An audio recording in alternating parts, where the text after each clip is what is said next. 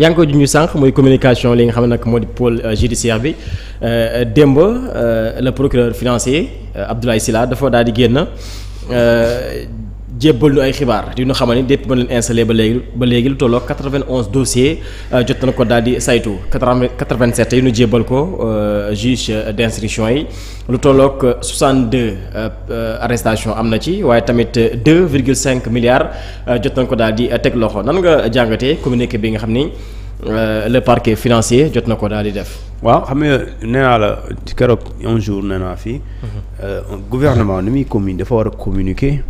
mais aussi institutions yi yëpp dañoo war a communiquer. et surtout dafa am loo xamante ni soo communiqué wul rumeur mooy xaw. alors quand on alimente de rumeurs des fois c'est des fausses informations et malheureusement quand l'autorité ne sort pas. ñeneen ñi dañuy jàpp ne lu rumeur bi di wax mooy dëgg. alors parce que avant lii donte man mosuma gëm ne Farba mooy le premier client du parquet. Parce que depuis combien de temps je dis bien combien de temps on nous parle pas de convocation mais de dossiers qui ont été transmis au parquet. Mais un document transmis au parquet kay mais il y a toujours traitement. Mais quand il y a traitement il y a convocation les convocations yooyu cuun mën na ko bañ a yëg waaye da ñu convoqué xam nañ ko. nee naa léegi il y a 162 personnes arrêtées. 162. Donc ceux qui ñi doon wax ne donc Farba dañ moom la moo njëkk lu tax ñu commencé ko. léegi est-ce que bu ñu ko commencé woon dinañ jàppale 162 nit. nee na 162 nit la ñu jàpp. dans le cadre justement de cette affaire-là. Pôle judiciaire et financier. waa léegi Farba xam nga lan mooy problème bi Farba moo gën a siiw ci ñooñu. peut-être man xaw ma ko. mais ñooñu ñuy jàpp seen mbokk yi xam nañu ko. bu ñu amee jabar seen soxna yi xam nañu ne jàpp nañ seen jëkkër. bu ñu amee doom seen doom bu dee nëbbuñu leen ko xam na seen papa wala seen yaay jàpp nañ ko donc parce que moom moo gën a siiw moo tax effectivement ñëpp di ci wax mais 162 nit kay fu ñu ko jàpp. seen bi xam nga ne tuutiwul. xam nga ne ñooñu aussi lu ñu ñàkk xarit yu bëri ba Sénégal ñu siiw. am nañ mbokk seen mbokk yooyu xam nañ ni mu demee donc loolu pour moi. Le plus important c'est d'abord de communiquer. Après ñu ne la aussi le nombre de dossiers que nous avons reçus et dossiers déjà yi nga xamante ne ñoo nekk ñuy traité. Et traitement yooyu mooy waral effectivement ces arrestations parce que y aura des présumés auteurs. Il y aura des présumés co-auteurs, il y aura des présumés complices et maintenant quand boo ko étalé donc ce sera forcément un nombre important de personnes arrêtées.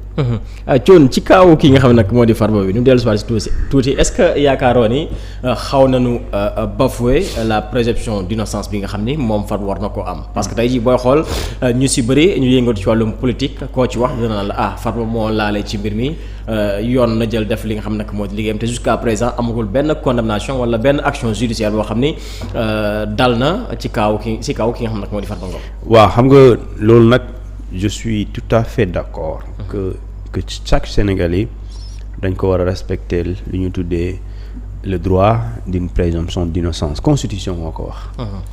daf ne la personne est considérée innocente.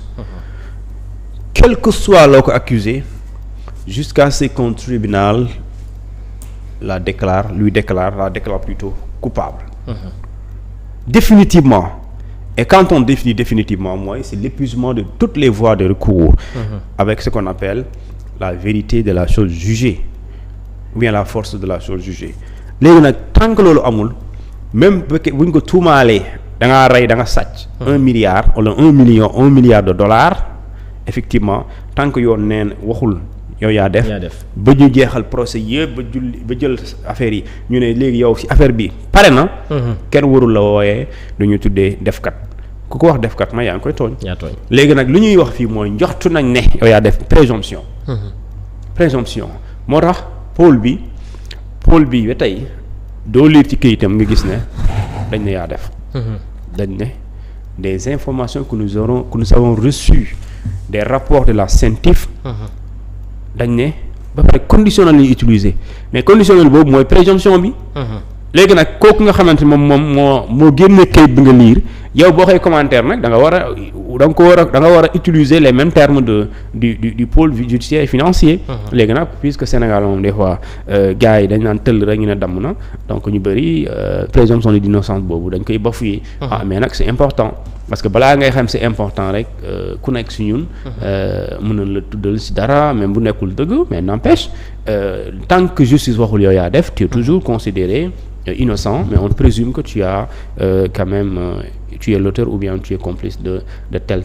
Mais de toute façon li am solo mooy présomption d'innocence moom kenn waru ko bafouer parce que justice ci boppam pour mu maandu et pare ñu gëm ko dafay respecter la présomption d'innocence. Et j'ai vu même ci benn rencontre je pense que ku rentrée des cours de tribunaux bu bi passé pas bi mais 2024 j'ai vu ki nga xamante moom mooy le bâtonnier de l'ordre des avocats muy wax ci présomption d'innocence ak saaga yi ñu doon saaga ñi nga xam ñoom may incarne justice. Présomption d'innocence dafa am solo parce que li tax ma ne dafa am solo nit ki suñ la jàppee liñ la jàppee tant que demoo jugement parce que li tax ma ne la solo si xam nga buñ la convoqué police tant que yóbbuñ la jugement li yow moom ñu convoqué chaque instant mën na la libérer.